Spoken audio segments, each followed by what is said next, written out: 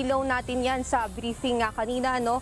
Ang sabi ni Director Morico ay related daw itong dalawang insidente nito o yung gulo ng sa Senado at yung pagtakas ni Senator Bato de la Rosa. Pero hindi na niya yan idinetali. DOJ na raw ang magsasagawa ng mas malalim na pagbusisi ng koneksyon ng dalawang insidente. Grabe, no? Mantakin mo, questionable na nga warrant ni Bato dahil, again, marami na hong lawyer, even hindi sila Duterte supporter, nagsasabing questionable yun. Kasi talagang matinding para mo sinukoy sovereignty mo eh. Mantakin mo, korte sa ibang bansa ang nag-issue. Sana nga kung bansa yung nag-issue. Hindi eh. Ultimong Amerika, China, Russia, kinukundina na yung lintik na ICC na yan eh. Dapat talaga may gawin ka na dyan sa ICC na yan eh. Mantakin mo ganun nakakawalang niya. Wala nang rumirespeto dyan sa lintik na ICC na yan. Tapos biglang, nag-issue lang ng warrant. Hindi, hulihin na kayo. Warrant na yan. Valid na yan. Anak ka ng wewe naman, no? Valid na kagad yung warrant. International. Alam mo, hindi ko magets eh. Yung mga taong, lalo na yung mga abogado, simpleng-simple ng konstitusyon eh. Protecting everyone. Diba? Ginawa nga yung 1987 Constitution because out of